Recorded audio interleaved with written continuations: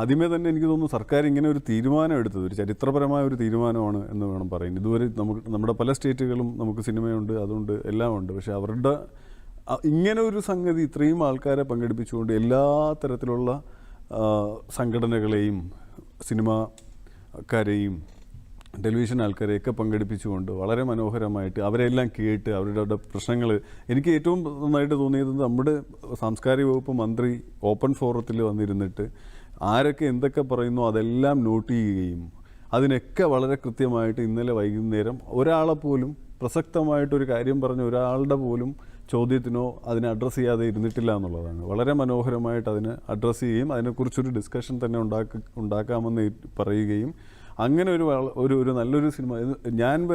ഞങ്ങളൊക്കെ കുറേ വർഷങ്ങളായിട്ട് സിനിമാ മേഖലയിൽ പ്രവർത്തിക്കുന്ന ഒരാളാണ്.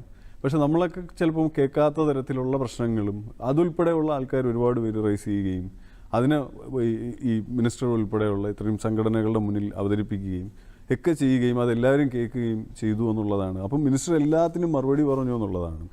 അപ്പോൾ എനിക്ക് തോന്നുന്നു ഇതൊരു ഫ്യൂച്ചറിൽ ഒരു നല്ല രീതിയിൽ സംഘടിപ്പിച്ചത് മാത്രമല്ല, ഇതൊരു മലയാള സിനിമയുടെ ഫ്യൂച്ചറിൽ ഇപ്പം നിഷാദൊക്കെ പറഞ്ഞതുപോലെ തന്നെ എനിക്ക് തോന്നുന്നു മലയാള സിനിമയുടെ ഫ്യൂച്ചറിന് ഭയങ്കരമായിട്ട് ഗുണം ചെയ്യാൻ പോകുന്ന ഒരു ഏർപ്പാടായിട്ടാണ് എനിക്ക് ഈ കോൺക്ലേവിനെ എനിക്ക് കാണാൻ കഴിഞ്ഞത് സത്യത്തിൽ.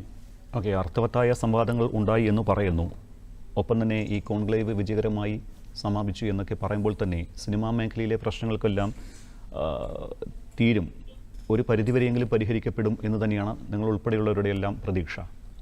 തീർച്ചയായിട്ടും അത് അങ്ങനെ എല്ലാ പ്രശ്നങ്ങളും അങ്ങനെ പരിഹരിക്കപ്പെടാൻ പറ്റില്ലല്ലോ. ഇപ്പോൾ ഒറ്റയടിക്ക് അങ്ങനെ പരിഹരിക്കാൻ പറ്റില്ല. അത് സ്വാഭാവികമായിട്ട് ഗ്രാജുവലി ഈ പറഞ്ഞ പോലെ ചില മാറ്റങ്ങൾ കൊണ്ടുവരികയും അതിൽ സർക്കാർ ഇടപെടുകയും ആ സർക്കാരിൻ്റേതായിട്ടുള്ള എന്ന് വെച്ചാൽ സർക്കാർ ഒറ്റയ്ക്ക് ഏകകണ്ഠേന എടുക്കുന്ന തീരുമാനമല്ല. അതുകൊണ്ട് തന്നെയാണ് എല്ലാ പ്രതിനിധികളും എനിക്ക് തോന്നുന്നു എല്ലാ സംഘടനകളും ഇപ്പം നമുക്ക് അമ്മയും ഫെഫ്കയും മാക്ടയും ഒക്കെ നമ്മൾ കേട്ടിട്ടുണ്ട്. നമ്മൾ നോക്കുമ്പോൾ നൂറുകണക്കിന് സംഘടനകളാണ് നമ്മൾ കേൾക്കാത്ത ടെലിവിഷനിലും സിനിമയിലും ഒക്കെ പല ഇപ്പം ഫെഫ്കയുടെ കീഴിൽ തന്നെ 26ഓളം യൂണിയൻസ് ഉണ്ട്.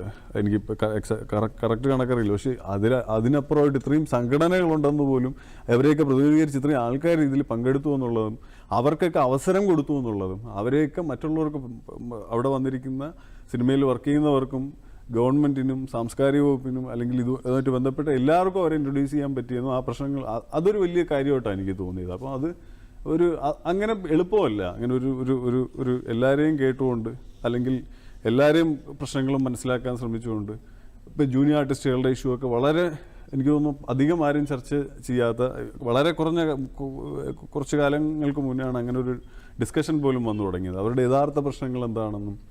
അപ്പോൾ എല്ലാ മേഖലയിലുള്ള സിനിമയിൽ വർക്ക് ചെയ്യുന്ന കാസ്റ്റിംഗ് ഡയറക്ടേഴ്സ്, നമ്മുടെ പ്രൊഫഷണലായിട്ട് ഒരു കാസ്റ്റിംഗ് ഡയറക്ടേഴ്സ് യൂണിയനൊന്നും നമുക്കില്ല, അങ്ങനെ ഒരു കാസ്റ്റിംഗ് ഡയറക്ടേഴ്സ് ഇല്ല. പക്ഷേ നമ്മൾ ഹോളിവുഡിലോ അല്ലെങ്കിൽ യൂറോപ്യൻ സിനിമകളിലൊക്കെ നമ്മൾ നോക്കുമ്പോൾ ഒരു സംവിധായകനോടൊപ്പം തന്നെ പ്രാധാന്യമുള്ളൊരു ഇതാണ് കാസ്റ്റിംഗ് ഡയറക്ടർ എന്ന് പറയുന്നത്. അപ്പോൾ ആ മേഖലയിലുള്ള പ്രശ്നങ്ങൾ അപ്പം എനിക്ക് തോന്നുന്നു എല്ലാ തരത്തിലും ആ ഒരു ഡിസ്കഷൻ വന്നു, അത് ബോധ്യമായി അവിടെ വന്ന് ഇരിക്കുന്നവർക്ക് ഇതൊക്കെയാണ് ശരിക്കും ചെയ്യേണ്ടതെന്നുള്ളത്. അതുകൊണ്ട് തന്നെയാണ് അവിടെ രാഷ്ട്രീയ അപ്പുറമായിട്ട് ഒരു ഗവൺമെൻറ് എന്താണ് ഒരു സാംസ്കാരിക വകുപ്പ് എങ്ങനെയാണ് എടുക്കേണ്ടത് അതിനൊരു മാതൃകയായിരുന്നു ഈ 2 ദിവസത്തെ കോൺക്ലേവും.